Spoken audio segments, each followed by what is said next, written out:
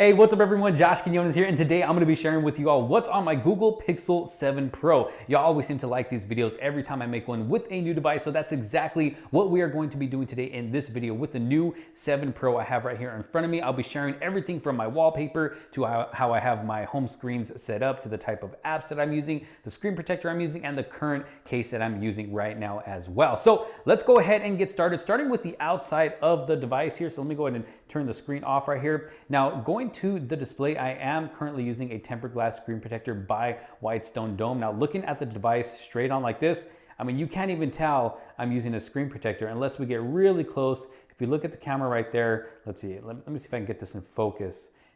Right there, let's see, right there. If you look at the camera, then you can notice that I am using a screen protector, or if you look along the edges as well. And this screen protector works great. It is my go-to screen protector for pretty much any device that they have these available for. And it works great with that in-display fingerprint sensor. As you can see right there, I have no problems at all. And it just responds very well with the device as well. So definitely my go-to screen protector if you do find yourself interested in it. I'll have a link down in the description below. Now, going to the back, the case that I'm using right here is actually by the sponsors of this video today, Dbrand. So huge thanks and shout out to them for sponsoring this video. Right here in front of me, this is their grip case. This is pretty much for me as well a go-to case for a lot of my devices that they have this case available for. And I'm not just saying that because this video is sponsored. I literally use this case all the time on many other devices. Not only do I like it because it gives your device good protection and it provides amazing grip all along the edges, but I like the fact that you can change up the look of it whenever you want. So if you don't know who Dbrand is, they make skins and they make cases. But if you're not a case person and you like your device kind of naked like this, but you still want to give it some decent protection in the back, at least protection from scratches, and still give it some style, you can always throw in a Dbrand skin, and they have tons to choose from. I'll make sure to have their website linked down in the description below in case you'd like to check some out for yourself. But yes, they have tons of skins to choose from, so you can just throw a skin on here. But if you are not a skin person and you don't want to put one on your device, but you are someone who does like to give protection to your device, well, boom, right here. This is where the grip case comes in. It's going to provide a good amount of protection for your device. And I have done many drop tests using this case right here on many other devices, and it has held up great. Always does a great job at protecting these devices. And make sure you subscribe and hit that notification bell so you don't miss out on the future video I have coming for this device right here. I will be doing a full review on this case right here and a drop test. But the one major thing I like about this case is not just the protection, but the fact that I get to change up the look whenever I want. So once I get tired of this skin right here, all I gotta do is peel it off. I can bring in another skin if I want, throw it on there, and boom, I don't have to buy a bunch of new cases, to change up the look of my device while still giving it good protection. I get to keep the same case on, just switch out the skins. I can buy as many skins as I want. Like I said, they have tons to choose from on their website, not just what I have here in front of me. So I'll have their link down in the description below in case you'd like to check out a case and some skins for yourself. Again, huge thanks to Dbrand for sponsoring this video. But yes, this is my case that I'm currently using, my screen protector. Now let's go ahead and get into the device here. So as you just saw, I am using that in-display fingerprint sensor, which I find to work great. And I am also using the facial recognition. So let's see if I can do this behind camera. Let's see. Boom. As you can see, the facial recognition works great as well. And when I don't feel like using that, just set my thumb on there, boom, the phone unlocks as easy as that. And this is the home screen that I am greeted with every time I unlock my device. So I've been getting a lot of questions about my wallpaper on other videos, so I'm just gonna tell you guys right now where I get it from. It's from an app called Wallpaper. So let me go ahead and go into that. Let's see, oh, I actually already have it on that wallpaper there, but let's start from the beginning. So going into Wallpaper here, this is actually an app for Galaxy devices, but I use it for this as well because it's pretty much set up the same with that punch hole camera at the top, and that's pretty much what this app is for. It's made to hide that punch hole camera up at the top or do silly things like that. But where I get my app from, my wallpaper from, is from the abstract section. So let me go ahead and scroll down here, right there. Boom, look at that. And that's exactly what you see here on my home screen. So for everyone that's been asking me, that's exactly where I get it. So going to the top of my home screen here, as you can see, I have my at a glance turned on. It's got the date, Saturday, October 22nd. It's got the weather. It's 74 degrees outside, so got some nice weather going on. And it is also 12:52 a.m., not p.m. So Yes, I am up late making this video right now, so show me some love and make sure you hit that subscribe button and give this video a huge like.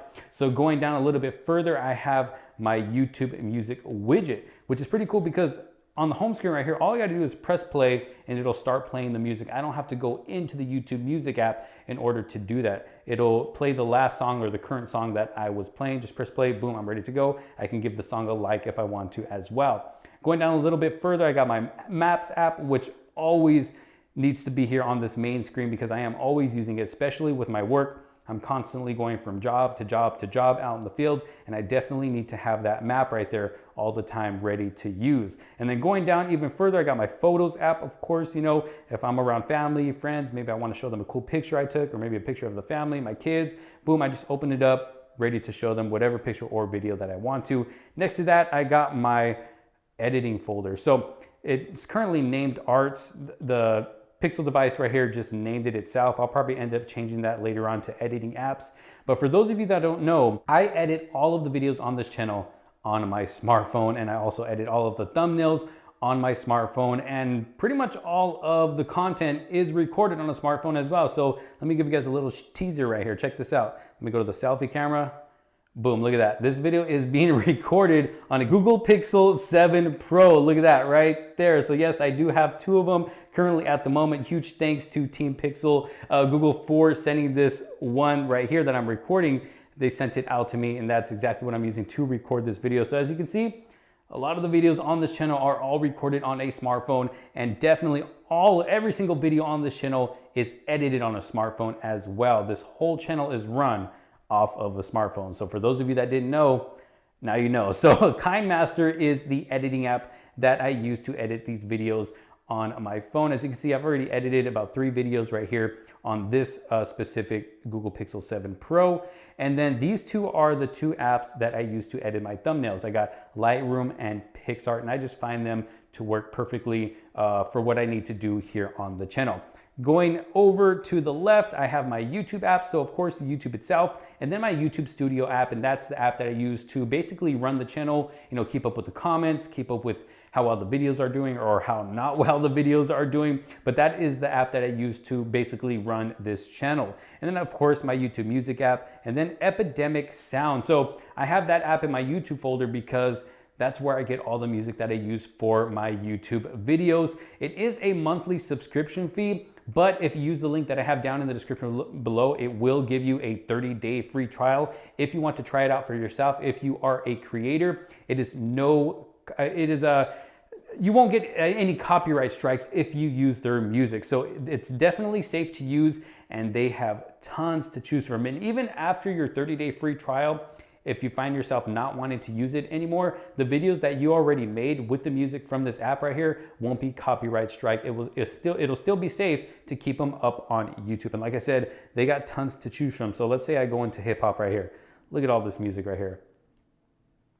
All safe to use on your YouTube channel. And then they got tons of sounds as well if you need certain sounds for your videos. So Epidemic Sound is definitely a good service to go with if you want to use music on your channel without being copyright striked. So next to that is my social media app. Got Twitter, got Snapchat. I always have links down in the description below if y'all want to follow me. Make sure you go follow me there. And then I have the Kinzo app, which is actually an app that you can use to message your kids. Maybe you don't want them to have a cell phone with service or a tablet or anything like that, but every time they have Wi-Fi, it actually allows them to message you safely. So it's safe for parents and kids to be able to message each other without actually having to buy, you know, a service line or anything like that. So that is the Kinzo app. And then next to that is Google Duo, which is what I use if I ever do need to make a video call or anything. In my opinion, that is the best video calling app that you can use. Quality is great. And then going down to the bottom are my main apps that I need on every home screen, which is